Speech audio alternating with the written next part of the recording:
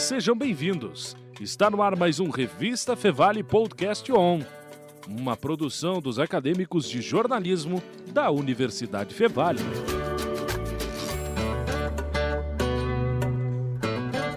Olá, tudo bem? Bem-vindos então a mais um Podcast On. Muito prazer, me chamo Vinícius Soares. E eu sou a Júlia Klein. E o episódio de hoje é sobre o Dezembro Vermelho, a campanha nacional de prevenção ao HIV e AIDS. HIV é a sigla em inglês do vírus da imunodeficiência humana, causador da AIDS e ataca o sistema imunológico das pessoas. E para falar então sobre o tema, hoje estão aqui no estúdio presencialmente conosco a professora de medicina aqui da Universidade Fevale, doutora Fábia Cortelletti. Fábia, tudo bem? Doutora, bem-vinda. Obrigada. E também está conosco a coordenadora do SAI, aqui de Novo Hamburgo, Ivone Marlow. Tudo bem, Ivone? Bem-vinda. Tudo bem, obrigada. Então, para nós iniciar e entender um pouquinho o comportamento, do vírus HIV, professora, como pode ocorrer o contágio e como ele se manifesta, quanto tempo ele demora, quais são os sintomas? Então, a transmissão do vírus HIV, ele se dá através de material biológico, né? Principalmente através do sangue, através do sêmen, secreção vaginal. E outra forma de transmissão também é a transmissão vertical, que a gente diz, quando a mãe grávida, né, que tem HIV, pode acabar transmitindo para o seu bebê, se ela não fizer o tratamento, né? A evolução da doença, né, da infecção pelo vírus, ela pode ser silenciosa durante muito tempo, né? Essa é uma das principais preocupações, porque mesmo a pessoa não tendo sintoma nenhum, ela pode acabar transmitindo para outras pessoas, né? Então, mesmo não tendo AIDS, né, não estando doente, mesmo assim, mesmo sem nenhum sintoma, ainda assim essa pessoa é capaz de transmitir para outras pessoas caso ela tenha relação sem preservativo, por exemplo. E esse período ele é muito relativo. Esse período ele pode, tanto ser de 2, 3 anos, mas pode ser de até mais de 10 anos, até que a pessoa comece realmente a ficar doente, né? Esse período, então, ele vai depender tanto do sistema imunológico da pessoa, como também do comportamento desse vírus com o qual essa pessoa foi infectada. E eu queria aproveitar o gancho que você comentou da mãe para o bebê, né? Uhum. Se a pessoa está fazendo o tratamento adequado, há uma possibilidade do bebê não ser contaminado? Sim, na verdade, o que acontece? Se a mãe não fizer nada, absolutamente nada de tratamento, ainda assim não é uma certeza de que o bebê vá ter o HIV, tá? Mesmo se ela não fizer nada, o risco do bebê nascer com HIV fica em torno de 30%. Ela fazendo o tratamento adequado, né? O ideal até é ela saber a sua sorologia antes de engravidar. Então, esse é um dos motivos que a gente sempre, né, incentiva a testagem. Ela iniciando o tratamento logo no início da gestação, fazendo a medicação durante o parto, caso seja a indicação, e o bebê também usando o xaropinho de AZT, que é o indicado, né, logo que o bebê nasce, o AZT ou algumas outras medicações, isso vai depender também de como essa mãe está, o risco é praticamente zero desse bebê ter o vírus. Então, essa é uma das nossas grandes campanhas, assim, né, que é a testagem do HIV durante o pré-natal. É uma forma muito eficiente da gente fazer o diagnóstico dessa mulher, dessa mãe, e principalmente evitar que uma criança nasça com, né, uma doença que atualmente não tem cura. Entendi. E, Ivone, hoje, como está o tratamento das pessoas que vivem com HIV aqui no município de Novo Hamburgo? Porque até tu comentou, né, professora, a AIDS, ela vai se agravar a partir do HIV, não é? Então, a pessoa com o tratamento, ela consegue deixar esse vírus resguardado, digamos assim, não é, professora? Ele fica como se fosse disfarçado, né? Mas fica dentro do corpo. Fica silencioso, digamos assim, né? Ele não vai se manifestar Mas isso tudo vai depender, claro, do tratamento, de como a pessoa vai encarar essa infecção na vida dela. Na vida dela. E aí, Ivone, como está o tratamento dessas pessoas que vivem com o vírus aqui no município? Como é o acompanhamento do SAI com essas pessoas? Bem, o tratamento ele é gratuito, né? A medicação está disponível no SAI. Gratuitamente.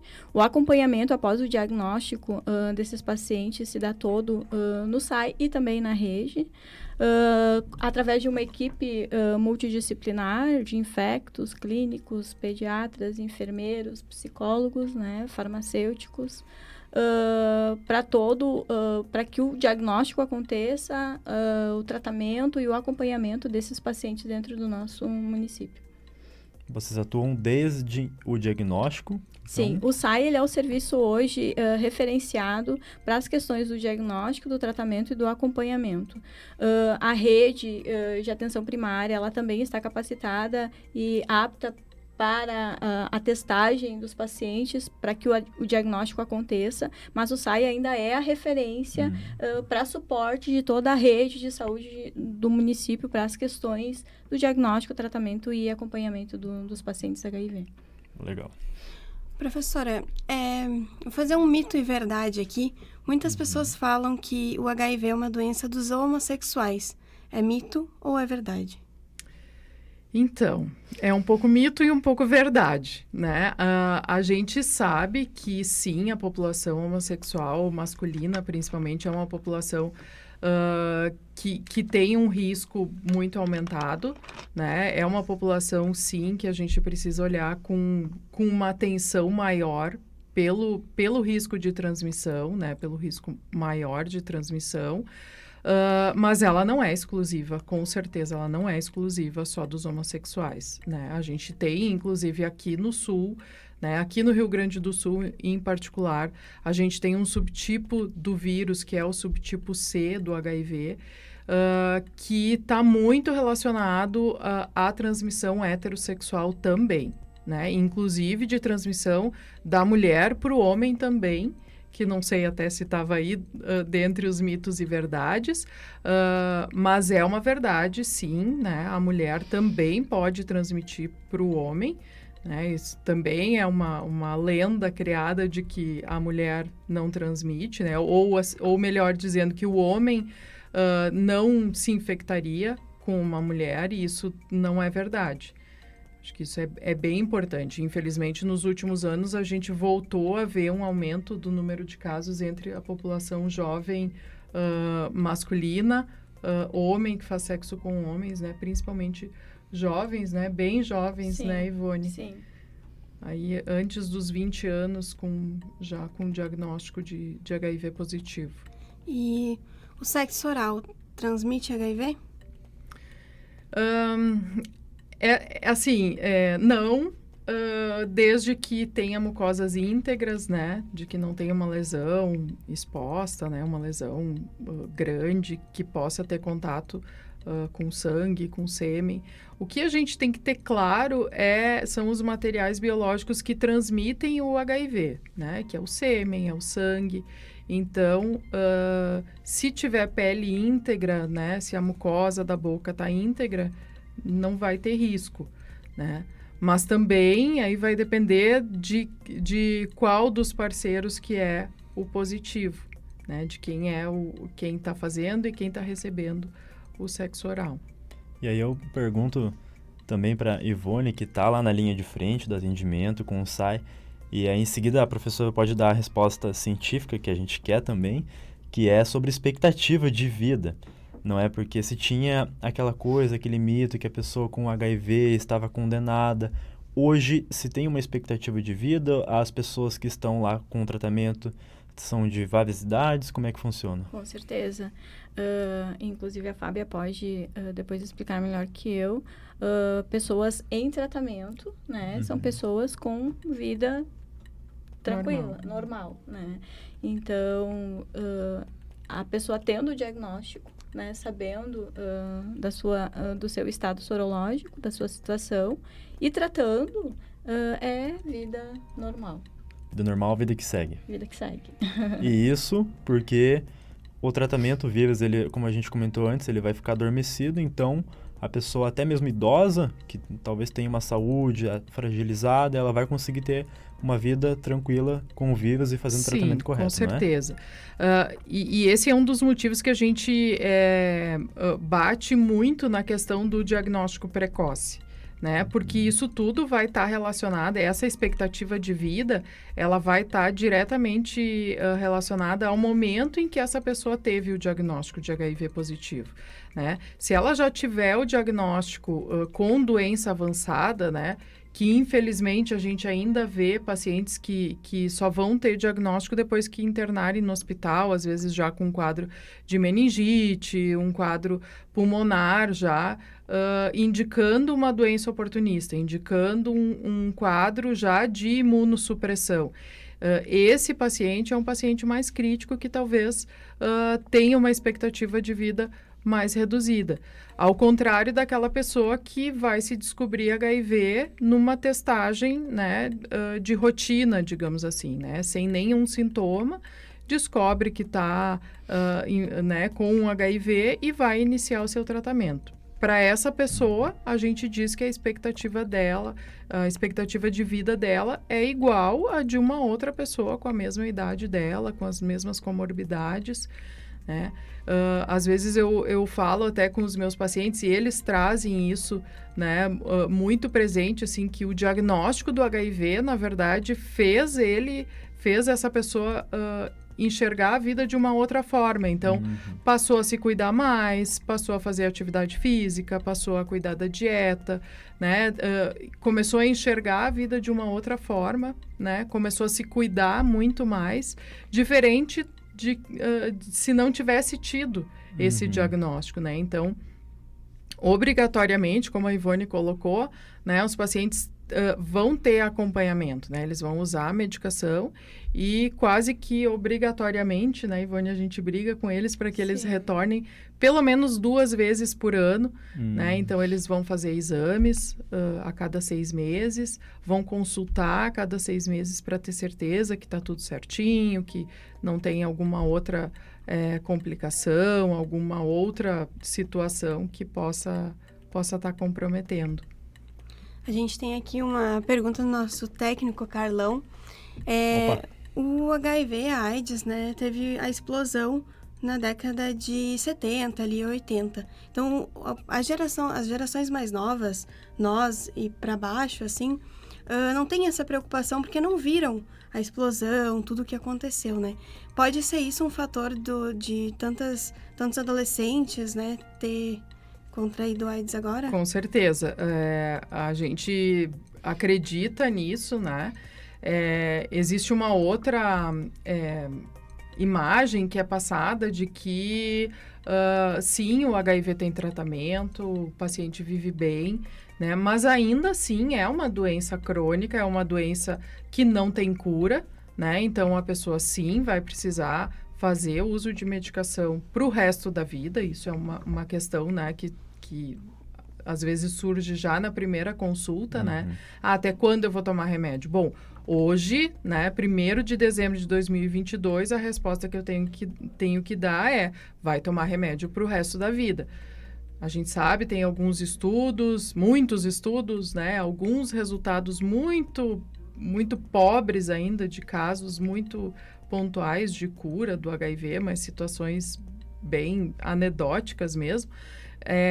Então, assim, essa imagem de que a pessoa vive bem, de que o tratamento funciona, talvez tenha realmente deixado as pessoas mais relaxadas no sentido da prevenção, né? Então, sim, tem tratamento, mas a gente não pode esquecer que também, antes do tratamento, tem a prevenção. Né? E as pessoas ainda morrem, né? Porque há uma percepção de como tem tratamento, né? Não existe mais morte pelo HIV. E as pessoas ainda morrem. E pessoas sem diagnóstico precoce, pessoas que não sabem da sua situação, muias vezes morrem e não dá tempo, exatamente, né? E ainda aqui no Sul, a gente tem outra particularidade, que é a infecção pela tuberculose também muito presente, né? Então, a gente sabe que essa combinação HIV-TB, ela é muito ruim para a pessoa que vive com HIV, né? A tuberculose piora o HIV e o HIV piora a tuberculose. Então, é uma das principais causas de óbito no paciente com HIV, a tuberculose. E de novo, assim, né, para reforçar, a gente vive numa cidade que tem uma estrutura de saúde muito boa, né, uma cidade que está aí do lado, praticamente, da capital, e os nossos números são muito ruins, né, os nossos números enquanto estado, enquanto município, a gente tem números muito elevados de AIDS, muito elevados de tuberculose também. Então, infelizmente, assim, é um dado que a gente precisa falar para as pessoas, né, estarem atentas e se prevenirem, que é o melhor, ainda é o melhor caminho. Existe o tratamento, mas a prevenção Exatamente. ainda é melhor. E a prevenção é preservativo. Preservativo, a gente tem mais outras estratégias atualmente, né? Isso também é muito importante da gente falar. Eu falo bastante nas minhas aulas, quando eu estou com os meus alunos. A gente tem, hoje em dia, o Ministério tem uma mandala inteira de prevenção, né? Então, não só o tratamento, mas assim, a testagem para sorologias, né? Não só do HIV, para sífilis, para as hepatites virais, o tratamento precoce, né? A testagem durante o pré-natal para evitar a questão do bebê e as profilaxias, né? A PEP como a profilaxia pós-exposição. Então, por exemplo, eu me machuquei, me piquei durante o meu trabalho, né? Tive contato com sangue de algum paciente. Eu preciso saber que eu tenho essa estratégia, né? O uso da medicação durante 30 dias para evitar uma possível infecção. E a gente tem a PrEP também, que também é uma estratégia muito importante, principalmente para a população jovem, né? Para a população que se entende em risco mais aumentado, né? A PrEP é uma medicação que se usa todos os dias para evitar uma possível infecção pelo HIV. Então, por exemplo, o homem que faz sexo com homens, profissionais do sexo, casais sorodiscordantes, né, que quando um é positivo, o outro é negativo, tem indicação de fazer o uso de PrEP para evitar a infecção. Mais uma opção de prevenção. Mais uma opção de prevenção, então, né? A gente sabe que só dizer, tem que usar camisinha, isso não é suficiente. A gente já viu, né, com o passar das décadas aí, que isso não funcionou, funciona um pouco, mas não é suficiente, então, muito todas bem. as estratégias. E Ivone, já para a gente ir finalizando esse episódio de hoje, as pessoas que a gente conseguiu conscientizar a partir desse episódio de hoje, de alguma forma, onde elas podem fazer os testes aqui em Novo Hamburgo. Não sei se tu tens um endereço que as pessoas podem fazer. Sim, o teste rápido hoje, ele está disponibilizado em todas as unidades da atenção primária da rede. Então, a procura da unidade mais próxima da sua casa, a disponibilidade do teste. A proposta é que seja demanda livre, que o usuário chegue, que o paciente chegue e consiga testar naquele momento em que ele achou necessário a testagem. A PEP também está disponível, a profilaxia para exposição, dentro do tempo de exposição, 72 horas, né, que é o tempo limite, quanto antes procurar uma unidade de saúde melhor. O SAI também é referenciado, mas a ideia é que a PEP esteja disponível em todas as unidades justamente pelo facilitador. É uma urgência médica, exato, né, Ivone? Exato. Não esperar, procurar o quanto antes. Exato, para não perder o tempo oportuno de profilaxia, de tratar. Nos finais de semana, disponível na UPA e no hospital, né? Inclusive com as medicações ali nesses locais, porque no final de semana o SAI não abre. No dia 17, eu acho que vale a pena a gente falar, todas as unidades, que é no sábado, alusivo ao dia D, né, do Dezembro Vermelho, de combate ao HIV, as unidades então abrem das 9 às 15 horas, inclusive o SAI, para suporte a toda a rede, para testagem em demanda livre, distribuição de material informativo, insumos de prevenção, e enfim, também participação das políticas com outras informações e estandes junto ao SAI nesse dia. Fica o convite aí, então, dia 17 Dia D de Dia combate D e de prevenção combate- ao HIV isso. e à AIDS. Inclusive aqui na Fevale, na Rua Coberta, o Projeto Social HIV, fique sabendo que é aqui da Fevale, está distribuindo informações aqui sobre o HIV, sobre teste, distribuindo autoteste e preservativos. Então, quem quiser, hoje, no dia 1º de dezembro, até às 9 horas, na Rua Coberta. E tem o @ aqui, HIV, fique sabendo, para quem quiser se informar um pouquinho mais. Então, nós encerramos mais um episódio falando sobre conscientização, diagnóstico e prevenção do HIV e da AIDS. Para isso, estiveram conosco a professora de medicina aqui da Universidade, Fábia Corteletti. Fábia, doutora, obrigado pela participação. Obrigada pela oportunidade. E também esteve conosco a coordenadora do SAI, aqui de Novo Hamburgo, Ivone Marlo. Ivone, obrigado pela participação. Obrigada a vocês pelo convite. E na técnica ficou o Carlos Pereira, o Rinaldo Silveira, orientação professor Marcos Santuário e no auxílio da produção também Júnior Rosário.